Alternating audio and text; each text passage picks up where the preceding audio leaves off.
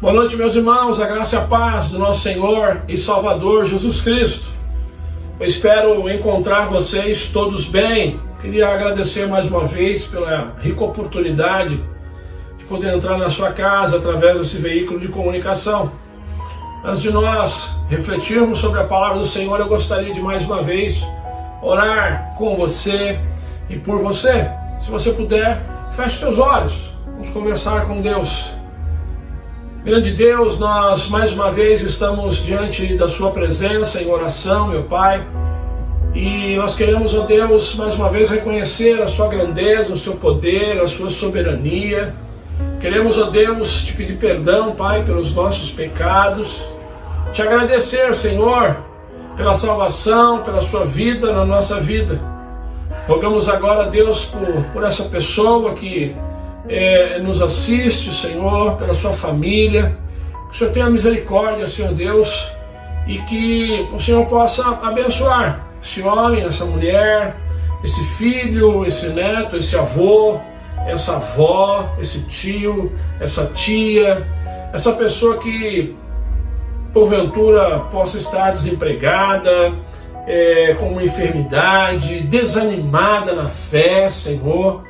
Deus, em nome de Jesus, dá a sua bênção para todas essas pessoas, fortalece elas, ó Pai, em nome de Jesus.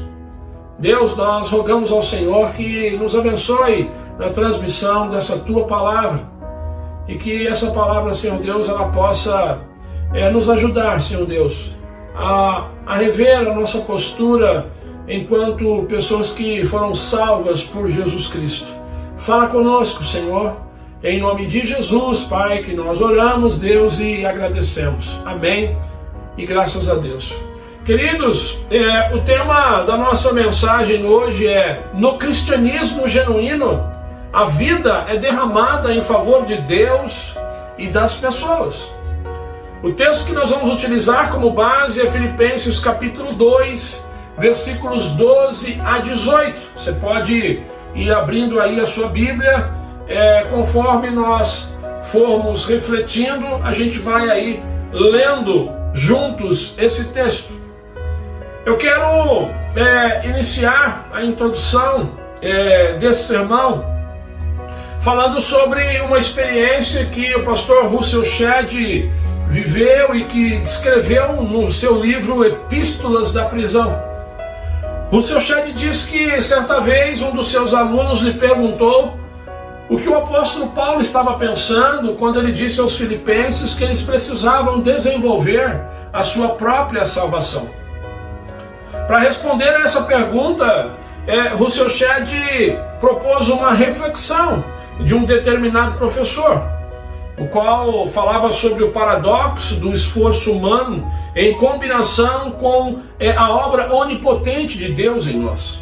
Segundo Shedd, o tal professor ensinava que muitos cristãos, baseados em Filipenses 1,13, que diz: pois é Deus quem efetua em vocês tanto querer quanto realizar, de acordo com a boa vontade dele. Se acham tão seguros nos braços do Pai que dizem: por que não relaxar se Deus está operando em nós? Nós não precisamos fazer nada, não precisamos servir ao Senhor, porque Deus fará tudo o que for preciso para sermos salvos. Russell Shedd diz que Dietrich Bonhoeffer, ao ouvir esse relato do tal professor, impressionou-se profundamente, pois acreditava que essa era uma atitude não bíblica. E mais, Bonhoeffer denominou essa atitude de graça barata. O que é graça barata? Graça barata significa graça vendida na feira de objetos usados, entre os vizinhos, onde os preços são pequenos para que se venda logo a mercadoria. Numa linguagem espiritual, é dizer que o sacrifício de Jesus pelos nossos pecados na cruz do Calvário, a vida eterna, as consolações do Espírito Santo, o batismo, a ceia, são jogados fora com preços de saldo, pois as nossas atitudes ou a falta delas revelam que essas bênçãos não são valiosas para nós. Segundo Dietrich Bonhoeffer, a graça barata é um inimigo mortal da igreja. Infelizmente hoje, muitos cristãos vivem a graça barata, porque eles acreditam que pelo fato de Jesus ter feito tudo na cruz do Calvário, eles não precisam fazer mais nada para serem salvos. Afinal, a salvação é graça de Deus. Esses que pensam assim, vão perceber nessa noite que não encontrarão apoio no texto bíblico de Filipenses capítulo 2. Porque Filipenses 2,13, Paulo vai nos ensinar que, apesar de Deus estar operando no cristão, no versículo de número 12, Paulo diz que esse mesmo cristão, ele deve efetuar, ele deve desenvolver a sua salvação. Então nós podemos dizer que no cristianismo genuíno, ele não é só conhecimento. O cristianismo genuíno não é saber apenas que Jesus Cristo morreu como sacrifício pelos nossos pecados e que ao crer nisso e se voltando em fé para Jesus Cristo, nós estamos salvos. Ok, isso é verdade, mas o cristianismo genuíno não é só esse conhecimento. O cristianismo genuíno, ele vai além do conhecimento. O cristianismo genuíno, ele é ação também. Agora, quais seriam as ações dentro do texto que nós vamos encontrar nessa noite e que revelam um cristianismo genuíno? E a primeira das ações que eu quero compartilhar com vocês, que se encontra no texto de Filipenses 2, versículo de número 12, é o desenvolvimento da nossa salvação. Filipenses 2,12. Assim, meus amados, como sempre vocês obedeceram, não apenas na minha presença, porém muito mais agora na minha ausência, presta atenção, ponham em ação a salvação de vocês, em temor e tremor. A palavra assim, do início do verso 12, ela tem tudo a ver com o contexto imediato de Filipenses 2, 5 a 11. Contexto esse que traz o exemplo de Cristo como aquele que sempre obedeceu ao Deus Pai, apesar de também ser Deus. Filipenses 2, de 5 a 11 diz que Jesus, mesmo sendo Deus, ele não enxergou nenhum privilégio nisto. Pelo contrário, ele esvaziou-se a si mesmo, vindo a ser servo, tornando-se semelhante aos homens, e em forma humana humilhou-se a si mesmo e foi obediente até a morte, e morte de cruz. Ou seja, a salvação, ela deve ser desenvolvida, primeiro, em obediência. Russell Shedd diz que a salvação se parece com um contrato com o qual você concorda. Um contrato no qual Deus lhe concede as bênçãos da salvação de graça. Mas enquanto você recebe com uma mão a salvação, você tem que colocar a sua mão na mão de Deus e prometer sem reservas fazer o que Deus lhe pedir. Afinal, Jesus não é apenas o Salvador do crente, mas ele também é o Senhor do cristão. Ainda em Filipenses 2,12, Paulo diz: como sempre vocês obedeceram, não apenas na minha presença, porém muito mais agora na minha ausência. Ponham em ação a salvação de vocês. Paulo aqui estava ensinando os filipenses que a obediência deles a Deus não era só crucial enquanto Paulo estava presente, mas principalmente durante a ausência do apóstolo Paulo. E algumas parábolas de Jesus lembram também esse ensino. Por exemplo, a parábola dos talentos, em Mateus capítulo 25, versículo 14 e 15, que diz assim: e também será como um homem que, ao sair de viagem, chamou seus servos e confiou-lhes os seus bens. A um deu 5 talentos, a outro 2 e a outro 1, a cada um de acordo com a sua capacidade. Você conhece essa parábola? Eu quero acreditar que você conhece. Nessa parábola nós percebemos que enquanto o homem permaneceu com eles, não aconteceu nada, mas a partir do momento em que o homem saiu de viagem, começou a ação. As pessoas que receberam os talentos começaram a se movimentar para duplicar os seus talentos, pelo menos algumas delas. Isso me faz lembrar Atos dos Apóstolos.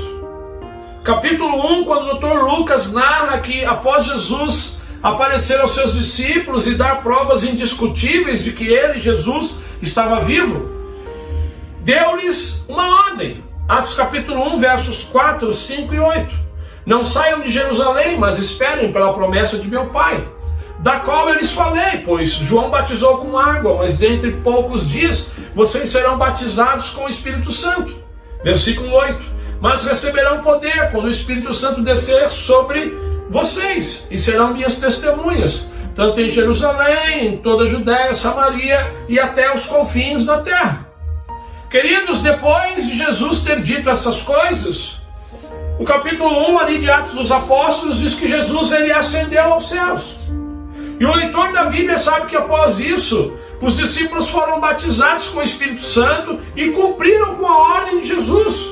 Ou seja, eles foram testemunhas de Jesus, mártires. Eles partiram para a ação, levando o Evangelho até os confins da terra. De novo, Russell Shedd diz que na vida cristã, a prova é realizada principalmente na hora em que você está sozinho. A prova é realizada nas horas silenciosas, quando ninguém lhe pressiona, quando o pastor não estará na igreja para te elogiar ou dizer aquilo que você precisa fazer. Infelizmente, tem muita gente na igreja que facilmente concluiu que não é preciso mais prestar contas. Tem muita gente na igreja que já concluiu que não é preciso fazer nada na igreja ou pela igreja de Jesus, visto que o Senhor Jesus não está lhe dando nota. Visto que o Senhor Jesus não está atento ao que essa pessoa está fazendo por meio do seu corpo. Afinal, Jesus Cristo já fez tudo na cruz do Calvário. Eu quero lembrar você, meu irmão, minha irmã, que na parábola dos talentos, em Mateus 25, parábola essa que nós acabamos de citar há pouco, aquele senhor que viajou, ele voltou. E quando ele voltou, ele acertou contas com os seus servos. Jesus, ele vai voltar também. E a Bíblia diz que todos nós devemos comparecer perante o tribunal de Cristo. E cada um de nós prestará contas a si mesmo, a Deus. Romanos capítulo 14, verso 10 e 12. O julgamento será baseado em nossas obras, sejam elas boas ou más. 2 Coríntios capítulo 5, verso 10. Então o cristianismo genuíno não é só conhecimento, mas é ação também. Segundo, a salvação ela deve ser desenvolvida com temor e temor. Com temor e tremor. O cristão que acha que após o seu batismo, ele pode caminhar na vida cristã apenas contando com a sua própria inteligência, com o seu próprio eu, batendo no peito, eu faço, eu resolvo, eu sou melhor, eu isso, eu aquilo. O cristão que tem fé na graça barata, ou seja, aquele que acha que pode ficar apenas consumindo na igreja, enquanto outros fazem tudo. Ainda, aqueles cristãos que fazem as coisas apenas visando a recompensa da parte do Senhor. Ainda, aqueles que não imitam Jesus, mas querem viver imitando o mundo. Cuidado! Cuidado se você tem feito parte dessa turma, porque você pode ser desapontado quando bater a porta do céu implorando para que deixem você entrar. Pode ser que o Senhor naquele dia irá te afastar com as palavras de Mateus 7,23, dizendo para você: eu nunca te conheci, afaste de mim, porque você pratica a iniquidade. Meu irmão, quando a gente fala que no cristianismo genuíno nós devemos desenvolver a nossa salvação, isso quer dizer que ser salvo por Jesus Cristo não é só dizer um sim após um apelo evangelístico e pronto, você está salvo. Não! A salvação ela se inicia com você recebendo a graça, os benefícios da cruz, sim, mas a salvação ela também se manifesta num processo contínuo, no qual o crente dinamicamente, após o seu encontro com Cristo, se envolve com Deus, prometendo obedecer a Deus, prometendo fazer tudo o que Deus lhe pedir, sempre com temor e tremor. Isso significa que no cristianismo genuíno não existe lugar para a indiferença, para o desinteresse pela obra de Deus. No cristianismo genuíno não existe lugar para apatia, para insensibilidade. Ou seja, no cristianismo genuíno não existe lugar para a falta de energia, para a falta de disposição para a obra de Deus. No cristianismo genuíno não há lugar para a ideia de que, uma vez batizado, agora você fica esperando o céu e faz o que bem entende. Não! No cristianismo genuíno você é salvo para servir, e servir com temor e tremor. A segunda ação que nós encontramos no cristianismo genuíno, segundo o texto de Filipenses 2, é que nós devemos fazer tudo sem queixas e nem discussões. Filipenses 2,14, façam tudo sem queixas. Em outras traduções, sem murmurações, sem discussões. Em outras traduções, sem contendas.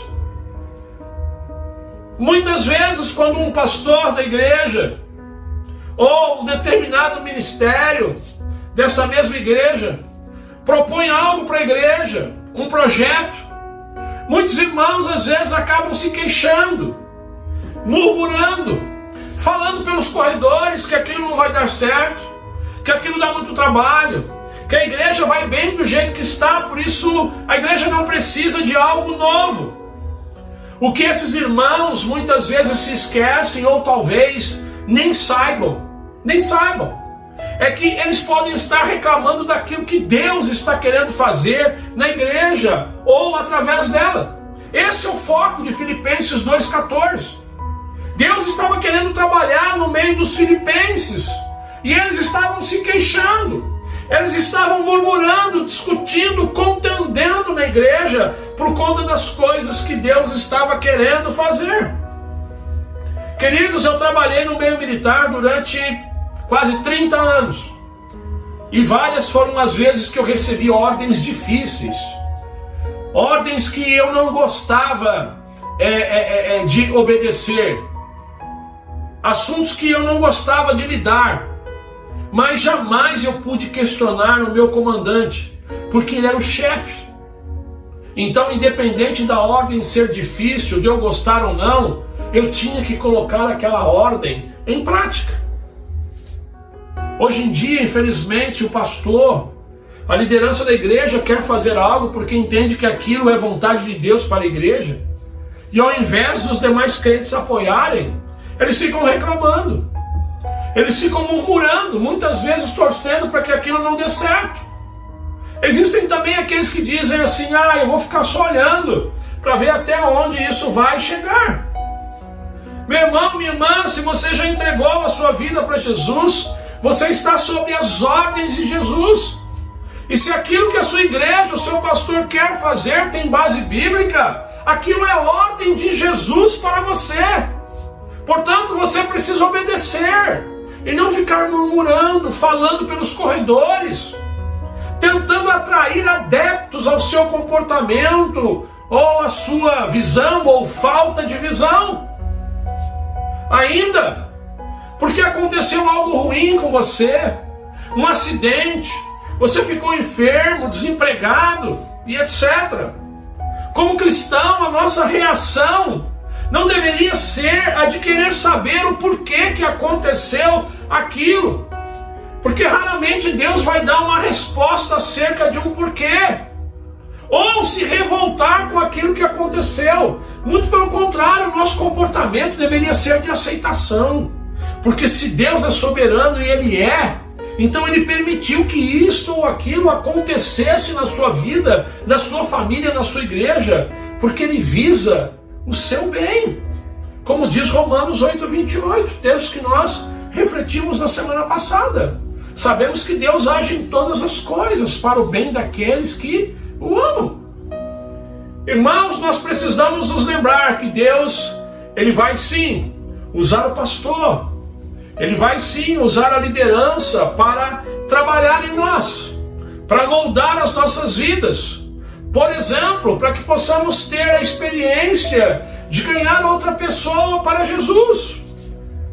para refletirmos sobre a importância de retornarmos para a igreja após a pandemia, ou ainda para que possamos aprender a prestar contas da nossa vida num processo de discipulado, principalmente no meio batista.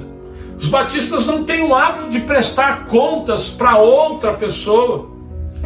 Nesses momentos, a nossa atitude, ela não deve ser a de querer mostrar que Deus, o pastor ou a liderança da igreja estão errados e nós certos. Nesses momentos, nós não devemos fazer com que Deus e os demais líderes da igreja, o pastor da igreja, se moldem a nossa vida. Muito pelo contrário, nós devemos aceitar sim aquela situação como vontade de Deus para nós, porque afinal, Deus sempre sabe o que está fazendo.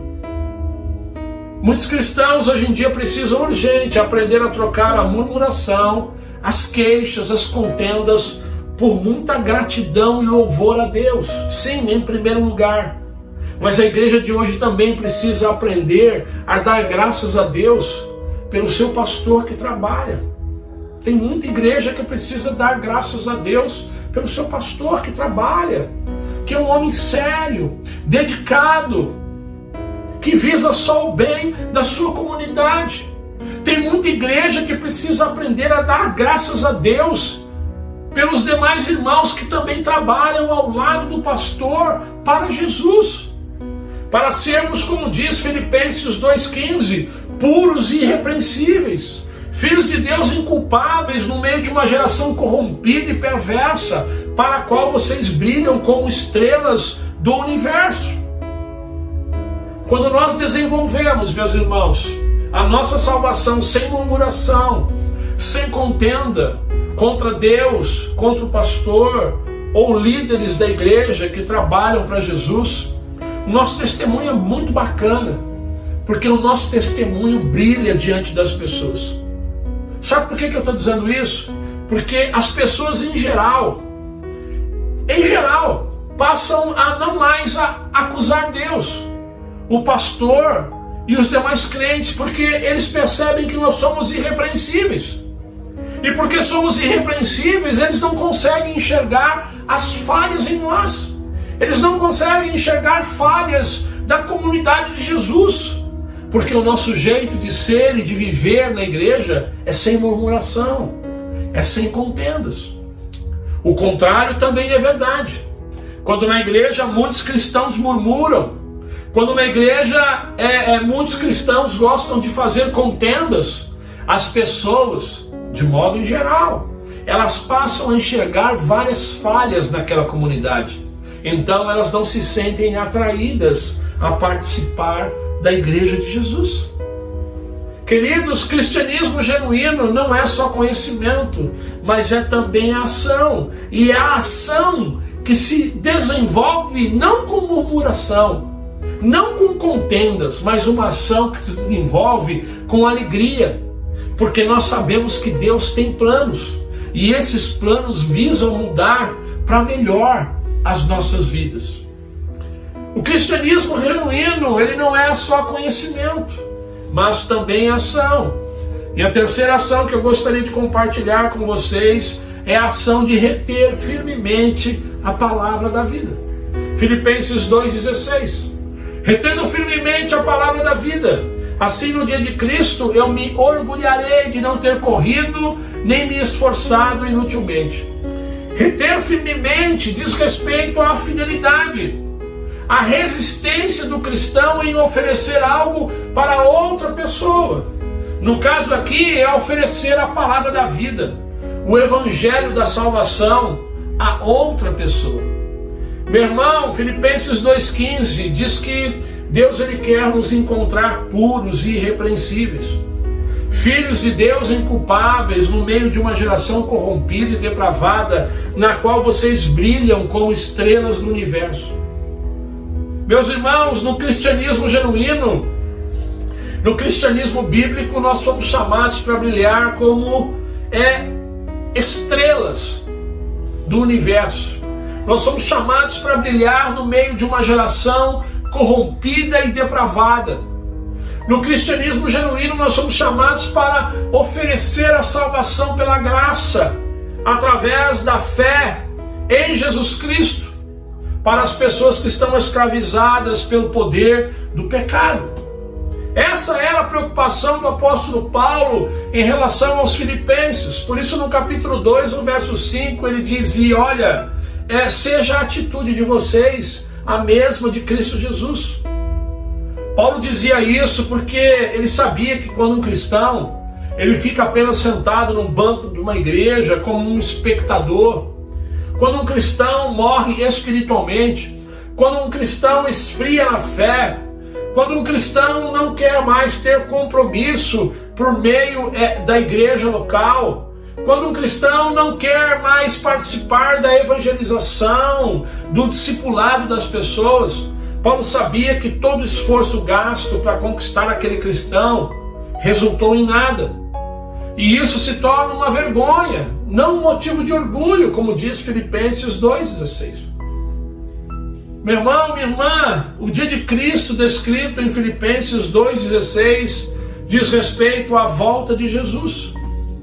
Portanto, se naquele dia você quiser ser sinônimo de orgulho para Jesus, retenha com firmeza a palavra da vida. Seja fiel e desenvolva a sua salvação também pregando o evangelho para outras pessoas. Aqui no Jardim Célia nós temos um belo plano. Temos um belo plano. Se envolver com a pregação do evangelho por meio dos pequenos grupos, das células. Porque por meio de um pequeno grupo, por meio de uma célula, você colabora com o avanço do evangelho e ao mesmo tempo você é edificado através da palavra. E também aprofunda a sua comunhão com outros crentes, e assim você não caminha mais sozinho, mas tem pessoas ao seu lado para te ajudar nos momentos difíceis da sua vida. Pessoas do seu lado para que você possa compartilhar também os seus momentos alegres. Quer dar orgulho para Jesus quando Ele voltar, meu irmão? Mantenha alto. Mantenha firme a boa nova do Evangelho. Se envolva com a pregação do Evangelho, porque cristianismo genuíno não é só conhecimento, mas é também ação. A ação de anunciar as boas novas aos perdidos. Eu quero concluir. Que tipo de cristão você é? Aquele que crê na graça barata? Aquele que afirma que, pelo fato de Jesus ter morrido pelos seus pecados, pelo fato de Jesus já ter pago tudo, então agora não existe mais nada para fazer? Você não tem mais ambição pelas coisas de Cristo? Você não tem mais ambição pela igreja de Jesus? Você não tem mais ambição por Deus? Você só tem ambição agora pelas coisas que o mundo lhe oferece? Se você tem pensado assim, tenha cuidado, porque o texto de hoje sugere que no cristianismo genuíno a graça ela é custosa, a graça ela é valiosa. O texto sugerido hoje diz que no cristianismo genuíno existe cruz, existe sim dificuldades, existe sim coisas que nós não gostamos de lidar. Eu quero encerrar com o testemunho do apóstolo Paulo, nos versículos 17 e 18. Presta atenção no que ele disse. Contudo, mesmo que eu esteja sendo derramado como oferta de bebida sobre o serviço que provém da fé que vocês têm, o sacrifício que oferecem a Deus, eu estou alegre e me regozijo com todos vocês. Estejam vocês também alegres e regozijem-se comigo. Paulo aqui ele não estava falando da sua prisão, mas Paulo aqui estava falando da possibilidade de morrer por causa da sua fé e do seu compromisso com Cristo. E mesmo assim ele dizia estar alegre e queria que os filipenses estivessem alegres juntamente com ele. Sabe o que isso significa? Que no cristianismo genuíno a nossa vida ela não deve estar aberta apenas para a prosperidade material, para as coisas boas que esse mundo oferece, mas a nossa vida deve estar aberta principalmente para ser derramada em favor de Deus, da obra de Deus, das pessoas, à medida em que eu for desenvolvendo a minha salvação. Que Deus te abençoe. Que Deus te abençoe, a fim de que você possa rever o seu comportamento enquanto cristão. Que a graça do Deus Pai, o amor do Deus Filho e as doces consolações do Espírito Santo de Deus estejam com todos nós desde agora e para todos sempre. Amém. E graças a Deus.